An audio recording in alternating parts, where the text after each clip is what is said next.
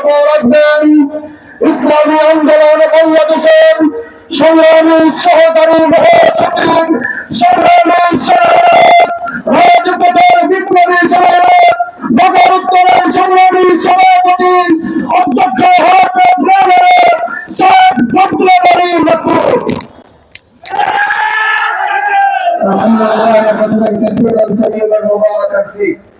واشهد ان محمدا عبده ورسوله اما بعد ইসলামী ঢাকা মহানগর উত্তর দক্ষিণ কর্তৃক আয়োজিত আজকের এই বিপ্লবপূর্ব সমাবেশের সংগ্রামী প্রধান অতিথি ইসলামী আন্দোলন বাংলাদেশের সংগ্রামী সিনিয়র আমির জননেতা আলহাজ হযরত মাওলানা মুফতি সৈয়দ মোহাম্মদ ফয়জুল করিম সাহেবের জন্মদিনে উপস্থিত সমবেত বিক্ষুব্ধ আমার প্রবাসী ভাই ও বন্ধুগণ, প্রিয় ভাইরা, আজকে আমরা কেন একত্রিত হয়েছি সকলেই আমরা জানি। আপনারা লক্ষ্য করেছেন আজকে পত্রিকাতেও একটা শিরোনাম হয়েছে, সেখানে লিখেছে ঢাকা বিশ্ববিদ্যালয় কি চিন্তায় হয়ে গেল নাকি। এটা একটা প্রশ্ন করেছে। আমরা বলতে চাই এই প্রশ্নটা এত ছোট প্রশ্ন না।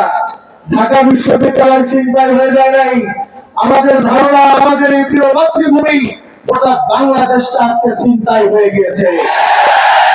প্রশ্ন করেছে এই জন্য ঢাকা বিশ্ববিদ্যালয়ে অন্যান্য সব প্রোগ্রাম করা যায়, মঙ্গল শোভাযাত্রা বের করা যায়, অন্যান্য সব কিছু করা যায়, ইস্তিসকার নামাজের জন্য অনুমতি পাওয়া যায় না।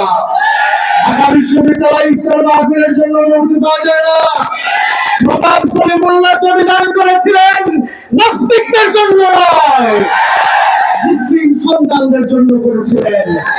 আমরা বলতে চাই যারা আজকে দখল করে আছো বিশ্বের জনতাই রহমতুল্লাহ একবার সেই সিলেট রূপের অভিমুখে বসবাস করেছিলেন। নাস্তিকরা যদি সোজা হও ইসলামী আন্দোলন বাংলাদেশের আমির যদি ঘোষণা করে নাস্তিকদের উৎখাত করতে ঢাকা বিশ্ববিদ্যালয়ে ঘেরাও করতে ঢাকার মহানগর ইসলামী আন্দোলন যথেষ্ট হবে। মধুকারীতে পিতায় হত্যা করেছেন আমাদের আজকে প্রধানমন্ত্রী বক্তব্য রাখবেন। আমরা বলে দিবার চাই আমরা লক্ষণ ভালো দেখছি না, বিভিন্ন মন্দিরে তলোয়ার নিয়ে দেশি অস্ত্র নিয়ে তারা সেখানে আনন্দ উৎসব করছে। আমরা এই লক্ষণ কিন্তু ভালো দেখতেছি না। বলে রাখবেন মুসলমানরা আপনার সামর্থ্য থাকতে চাই, সহাবস্থান করতে চাই। যদি কেউ মনে করেন বাংলাদেশটা ভালো হয়ে গেছে, আপনাদের জন্য ভুল হবে, অবশ্যই ভুল হবে, অবশ্যই ভুল হবে। আপনার বাবা এই দেশকে স্বাধীন করার জন্য জেল খেটেছেন, অনেক জুলুম নির্যাতন সহ্য করেছেন।